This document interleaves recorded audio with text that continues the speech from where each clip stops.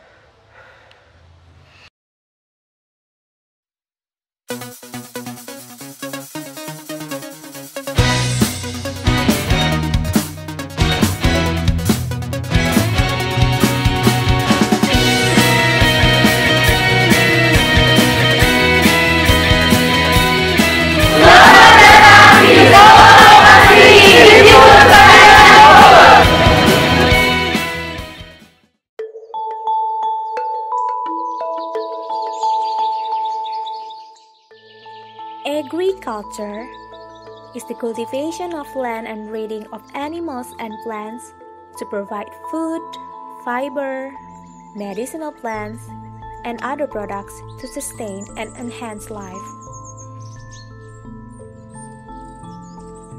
Agriculture was the key development in the rise of sedentary human civilization, whereby farming of domesticated species created food surplus that enable people to live in cities. The study of agriculture is known as agricultural science. The history of agriculture dates back thousands of years.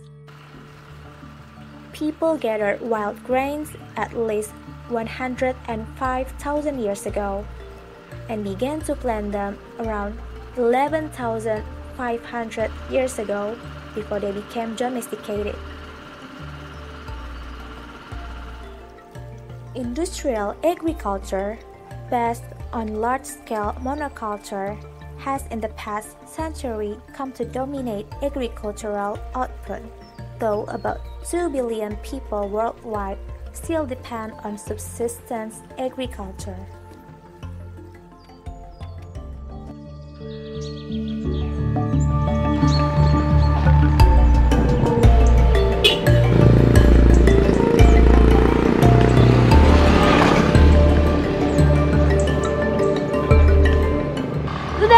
Aja sih, Ja. Iya, tahu nih. Lama tahu kita nungguinnya di sini. Ya udah, sorry. Ya udah, mulai aja langsung vlognya. Yuk, ya udah yuk. Yuk. Daripada nanti Udah. panas lagi.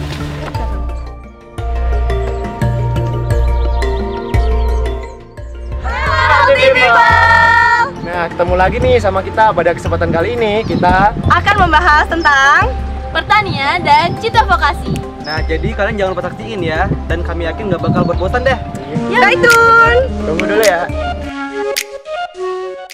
Nah, jadi sekarang nih kita udah ketemu sama narasumbernya. Calon narasumber nih.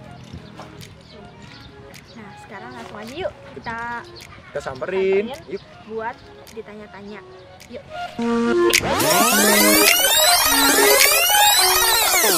Nah, sekarang kita udah sampai ke tempat yang tadi tuh para petaninya melakukan kegiatannya sehari-hari. Nah, kita langsung aja kali ya. Iya, kita langsung aja yuk. Assalamualaikum, Kang. Waalaikumsalam. Ada apa, Dek? Kami nih dari mahasiswa Sekolah Vokasi ITB mau nanya-nanya tentang perkembangan pertanian di Indonesia. Oh, boleh. Ayo. Mangga sih. Mangga. Di sana aja, di sana. Di sini enggak ada tempat. Kita pindah. Iya. Kita pindah, geng. Mau di sini. Kotor. Ayo. Bisa. Hai, Pak. Biasa nih.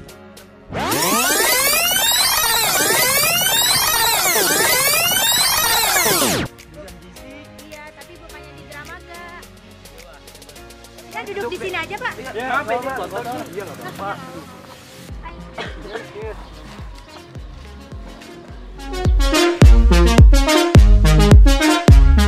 Hello healthy people, kalian sudah melihat kan keseruan aku dan Hendra mewawancarai para petani? Nah, pasti kalian juga ingin mengetahui keseruan tim Rizky kan? Yuk kita saksikan bersama. Kita lagi bersama siapa nih? Halo. Ada Nurul dan Wulan. Nah, jadi kayak kita lagi udah dapetin narasumber kita. Tuh, lihat tuh, Lagi ada di sana, di ujung sana. Langsung sana. Biar langsung kita tanya-tanya. Tanya-tanya langsung nih. Jadi kalau misalnya teman-teman pengen tahu tentang pertanian Indonesia, kita bisa tanya-tanya langsung ke narasumbernya. Betul nggak? Betul. Oke. Langsung aja ya. Punten, A. Ya, mangga. Mau nanya dulu. Atuh, di mana ya, Neng? Sarang AA. Ini, A, kita mau nanya-nanya sedikit, boleh nggak? Oh, boleh. Tentang apa ya? Tentang itu kehidupan AA sebagai petani, gimana? Boleh. Nah, jadi gini, gimana sih kehidupan keluarga AA misalnya kalau lahan pertanian itu nggak stabil, apakah berpengaruh nggak dengan ekonomi atau gimana? Sepertinya sangat berpengaruh, soalnya kan lahan pertanian itu sebagian dari sumber mata pencarian kita. Kalau misalkan lahan pertanian ini semakin menyempit, ya sumber mata pencarian kita semakin menipis. Ada nggak sih, A, kendala-kendala yang akhir-akhir ini AA rasain gitu loh? Ada sih, kan kayak akhir-akhir ini tuh mau musim kemarau ya, jadi sering turun hujan, cuaca nggak stabil, kadang kalau hujan gagal panen, terus hasil yang didapatkan juga Kurang kurang maksimal, nggak seberapa gitu. Jadi untuk makan itu AA gimana? Untuk makan sih secukupnya aja, kadang yang didapat itu setengah dari hasil yang biasa didapatkan. Kalau nggak cukup ya dicukup-cukupin, namanya juga orang susah nih. Saudara-saudara AA pada sekolah? Alhamdulillah pada sekolah, cuman saya yang putus sekolah. Karena untuk membiayai adik-adik saya, semoga adik-adik saya, saudara-saudara saya bisa lanjut jadi PNS, bisa mengembangkan lahan pertanian ini menjadi di Kementerian Kehutanan atau tentang pertanian gitu, Neng. Amin. Amin ya. Amin. Terakhir nih, A, kita Iya. mau nanya, ada pesan nggak untuk pemerintah? Untuk gimana Ya, gitu pesannya pertanian lebih baik lagi? semoga pemerintah bisa mengelola pertanian dengan baik, tidak bekerja sama dengan konglomerat untuk meratakan pertanian ini untuk dibangun bangunan-bangunan yang hasilnya itu hanya didapat oleh pejabat itu sendiri, tapi memikirkan rakyat-rakyat seperti kita juga. Nah, setuju. Benar ya. Makasih ya, A, atas Ya, wawancaranya. sama-sama, Neng. Maaf ya, A, kalau Ya, ganggu, gak A. apa-apa. Lancar terus ya, A. Ya, mangga. Misi ya, A. Healthy people, jadi kita ini tadi udah ngewawancarain para petani nih. Selain itu kita juga udah dapat ilmu-ilmu yang bermanfaat. Betul banget, apalagi kita nih mahasiswa dan mahasiswi di situ pertanian Bogor, jadi itu bermanfaat banget buat kita. Kita juga tahu info-info terkecil kayak dari dia udah berapa lama bertaninya, terus kendala-kendala apa, iya benar, kendala-kendala apa yang dia rasakan selama ini, terus itu kayak apa yang dia inginkan, iya. Cuaca, terutama cuaca tuh juga Harapannya, terus harapan para petani ya tadi ya? Iya, betul. Iya, betul banget. Nah, jadi sekarang kita di belakang tuh, kelihatan nggak? Kelihatan kan langsung tuh yang itu. Ayo langsung ke sana. Ada tempat pengelolaan. Dan kita akan melihat bagaimana proses pengolahannya padi tersebut. Jangan lama-lama, yuk langsung yuk. Yuk, Boleh. sini dong.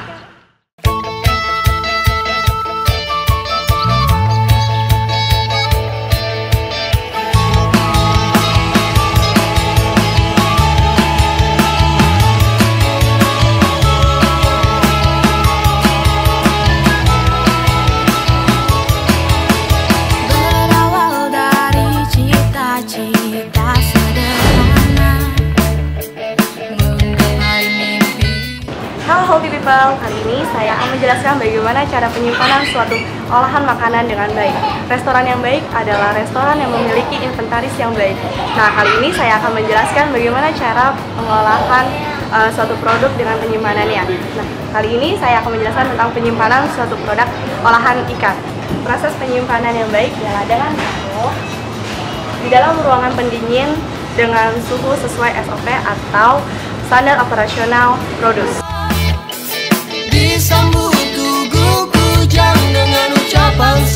Untuk penjelasan lebih lanjutnya, silakan bergeser. Ada juga solusi cerdas dan solusi praktis untuk restoran yang ingin mengatasi masalah food wasting, yaitu dengan cara memberikan potongan harga atau diskon-diskon seperti ini. Untuk beberapa restoran, untuk mengurangi jumlah food wasting dapat dilakukan dengan cara penghitungan jumlah sampah yang telah dikeluarkan. Salah satunya dengan cara mencatat jumlah pengeluaran sampah yang telah dilakukan. Jangan lupa untuk selalu menimbang sampah yang telah dikeluarkan. Untuk tips selanjutnya, yuk langsung aja. Halo people, nah sekarang gue mau jelasin software Petanis. Nah di software ini kita tuh dapat terbantu banget dengan software ini. Di software ini kita bisa lihat tahu jadi makanan apa saja yang paling disukai oleh pembeli, makanan mana yang tidak disukai, jarang dibeli. Nah dengan seperti ini kita tuh dapat bisa mengetahui food wasting tersebut. Jadi sangat membantu buat kehidupan kita sehari-hari. Nah, mulailah menghitung audit limbah. Jika kita tidak menghitung audit limbah, kita tidak tahu berapa sih jumlah sampah yang diproduksi dari suatu restoran. Nah, mau tahu kan cara menghitung audit limbah? Yang pertama, kita harus menghitung jumlah plastik, sampah piring, sampah plastik, dan sampah pembungkus dari suatu makanan tersebut. Kemudian kita harus memisahkan sampah sayuran, sampah daging-dagingan, dan sampah buah-buahan. Dari itu kita harus menghitung sekali seminggu berapa jumlah dari sampah tersebut. Dan setelah kita mengetahui audit limbah dari suatu restoran. Nah, jadi di cuplikan video sebelumnya kan kita udah menjelajah dunia pertanian, mulai dari ditanamnya, terus dibajaknya, terus sampai padi itu dipanen, terus digiling sehingga menghasilkan beras. Nah, jadi tuh apa sih hubungan jadi food wasting itu sama pertanian? Nah, sebenarnya itu sangat berhubungan sekali. Nah, tadi kan kamu sudah bilang, nah, seorang petani itu sudah dari menanam sampai akhirnya menjadi beras nih. Dan beras itu akan diolah oleh suatu restoran misalnya. Nah, jika misalnya kita sebagai konsumen itu nantinya akan membuang makanan tersebut, itu kan otomatis secara tidak langsung kita membuat para petani itu capek bekerja keras untuk dan akhirnya dibuang hasilnya. Nah, itu sangat berhubungan sekali. Kita harus bertolak ke belakang dari bagaimana sih cara petani itu mendapatkan beras dan akhirnya dijual untuk makanan sehari-hari. Sangat susah kan? Kita kemarin telah mewawancarai ini para petani yang ekonomi itu sangat sulit sekali. Nah, sangat berhubungan kan? Iya, betul banget.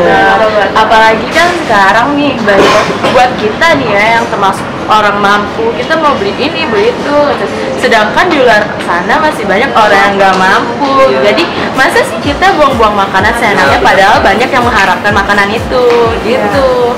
Jadi intinya gini dah, jangan sampai kita membuang-buang makanan kita karena food wasting tersebut merupakan perbuatan yang sangat tidak terpuji.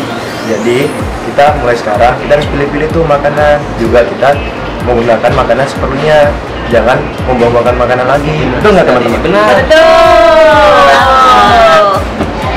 Oke deh, kayaknya jadi nih ada kesimpulannya dulu.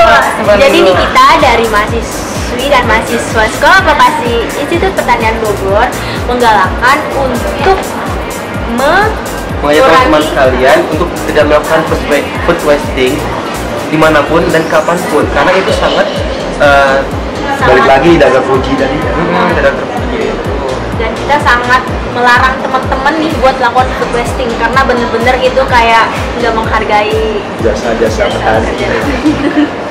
Jadi segitu aja dari kita. Jangan lupa video kita di like, comment, dan subscribe.